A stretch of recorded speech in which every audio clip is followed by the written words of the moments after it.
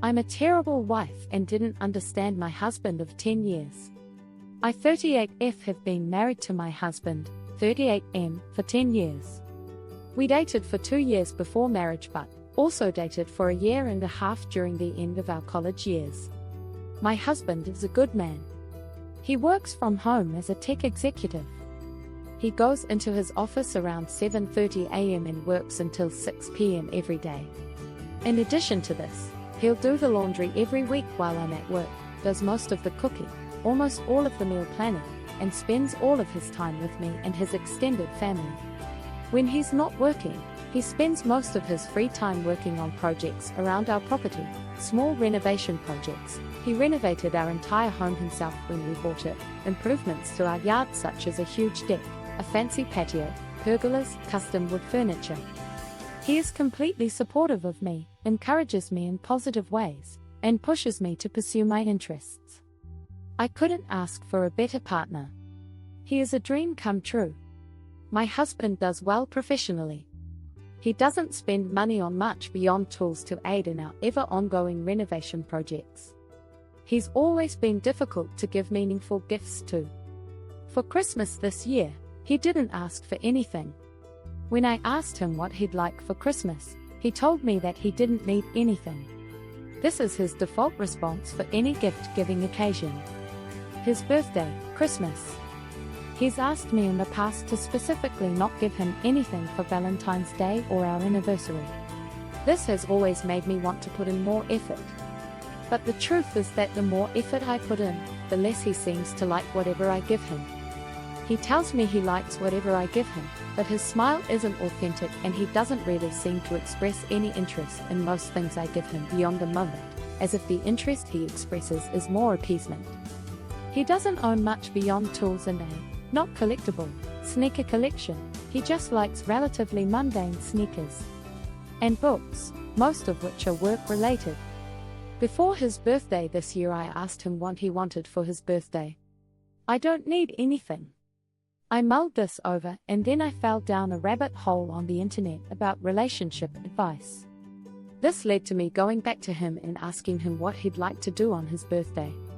He said he had a lot of chores to do and was hoping to spend his birthday, which was on a Sunday this year, completing a couple of house projects. I wasn't satisfied with this after considering it for a while. So I later asked him, what would be a nice thing to do on your birthday?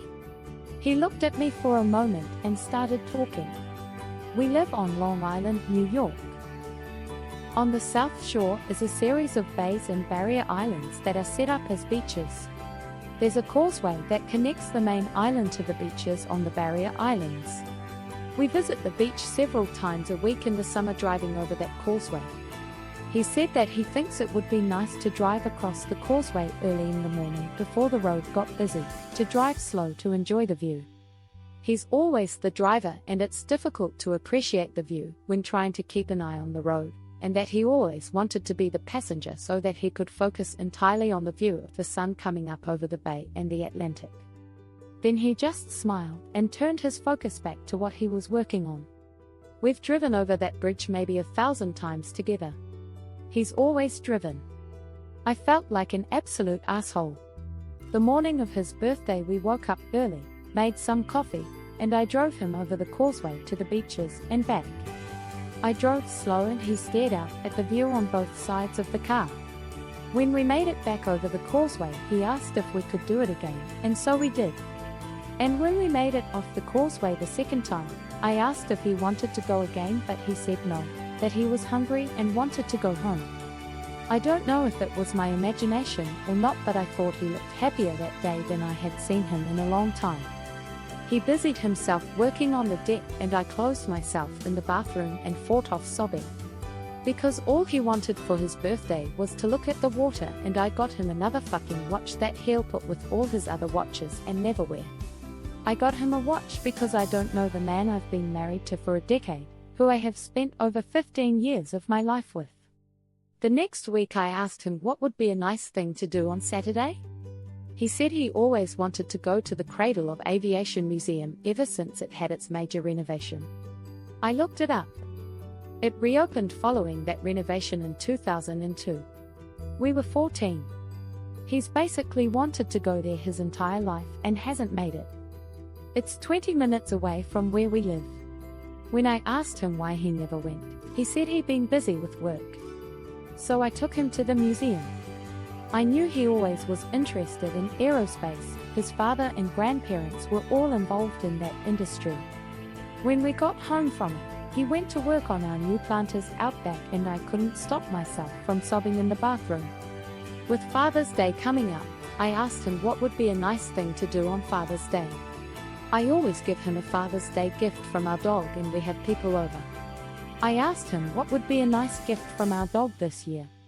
He said that he thinks it would be nice if we drove out to the National Cemetery at Calverton to visit his father's grave. And he then said he didn't need anything for a gift. When I pressed him on it, he said he's not a father, we don't have kids. My father's dead. I don't have anything to celebrate. And I just broke down sobbing there in front of him. He thought I was upset about not having had kids, but truth is that we never prioritized it and it was too late medically for me when we tried. He had always taken a whatever happens happens approach to the topic of parenthood, neither wanting nor not wanting children. But I was upset because in that moment I realized that he didn't want anything I had pushed on him on Father's Day and had made the mistake of prioritizing him over his feelings. His father passed weeks before our wedding. His father's goal was to live long enough to attend our wedding, but the cancer was too far along. I fed him cake and steak for 10 years on Father's Day without realizing his thoughts were on the other side of the island at his father's grave. I failed him for our entire relationship. He asks me for absolutely nothing except to not make a fuss over him. And I failed at even doing that.